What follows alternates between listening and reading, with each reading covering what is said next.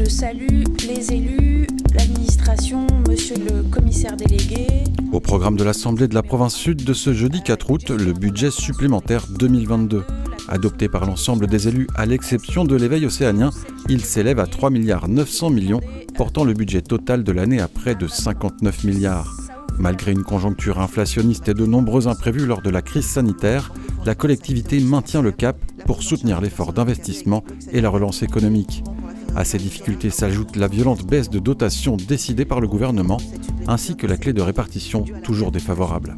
Si la province a pu, grâce à sa très bonne gestion, grâce à ses réserves, assurer 2022, le problème de fond reste entier. C'est-à-dire qu'aujourd'hui, le gouvernement indépendantiste de Louis Mapou n'a pas fait ce qui a été fait dans le précédent gouvernement. Dans le précédent gouvernement, on a pris une partie de l'aide de l'État, le prêt exceptionnel de 28 milliards à l'époque, pour garantir le maintien de l'assiette de répartition qui sert à financer les provinces et les communes. On était à 111 milliards d'assiette de répartition en 2021. En 2022, le gouvernement Mapou n'a pas voulu le faire et donc, alors que l'État lui donnait la possibilité, il fait tomber l'assiette de répartition à 103 milliards, ce qui a comme conséquence que les communes vont perdre 800 millions globalement, et nous, la province sud, on va avoir un impact à la baisse de 2 milliards, ce qui est colossal. Donc ça va impacter nos prévisions budgétaires pour 2023. Il est urgent qu'enfin les discussions qui ont commencé avec le GTPE, qui ont tendu à dire qu'il faut que l'aide médicale remonte vers l'académie, qu'il faut que ces discussions se traduisent par un changement de notre fonctionnement et que l'aide médicale, qui je rappelle n'est pas une compétence des provinces, même si c'est financé historiquement par les provinces, revienne enfin à la Nouvelle-Calédonie.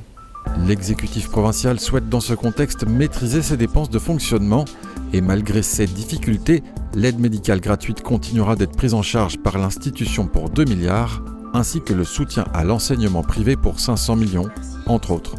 Nous avons pu le faire parce que nous avons dégagé au compte administratif 2021 un résultat intéressant, de près de 5 milliards, qui nous a permis de réinjecter, une fois qu'on paye ce qui était dans les tuyaux pour 2021, ce qui nous a permis de réinjecter 2,8 milliards.